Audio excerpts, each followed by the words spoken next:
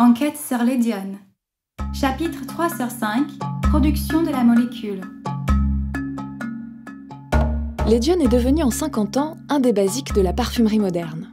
Je m'intéresse désormais à son processus de production.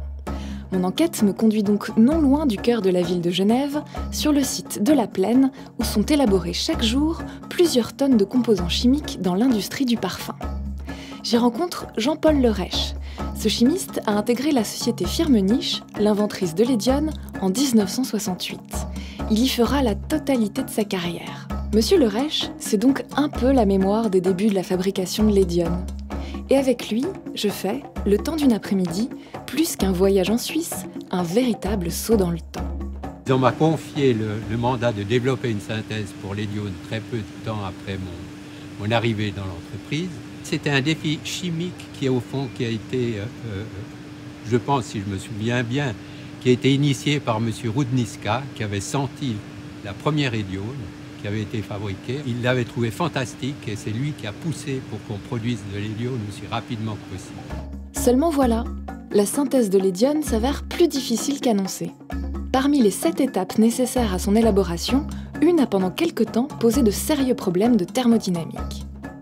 Et on avait soumis cette étape à l'évaluation du professeur Eschenmoser, qui était notre conseiller scientifique à l'époque, parce qu'il a dit que ce serait une réaction probablement infaisable. C'est intéressant que les grosses têtes peuvent parfois aussi se tromper.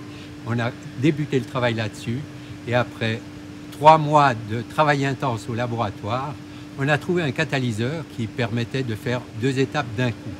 La production à grande échelle de l'Édione est enfin lancée.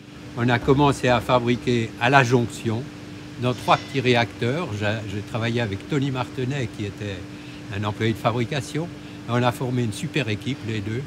On faisait tourner ces réacteurs presque jour et nuit pour produire des tonnes d'Édione. Je l'ai vécu là, un moment fantastique pour moi, parce que c'était une des premières opérations, un des premiers produits que je développais. Donc de pouvoir remplir un fût avec un produit dont on a développé la synthèse à l'échelle de quelques grammes au laboratoire, c'est un petit côté enivrant, vraiment un grand plaisir.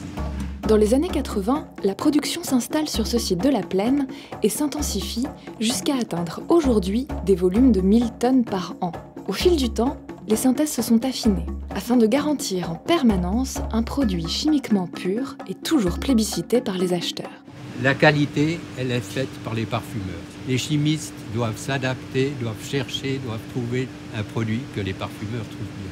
C'est la qualité de l'Édione, ses qualités, et puis aussi le prix extrêmement bas qu'on a réussi à atteindre à la production, qui fait que l'Édione est devenu un produit incontournable pour l'industrie de la parfumerie. Mais avant d'en arriver là, il a fallu inventer, mettre au point une synthèse.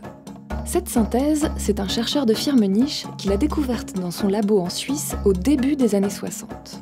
Je m'en vais donc poursuivre mes investigations au siège de la recherche et de la parfumerie de Firmenich.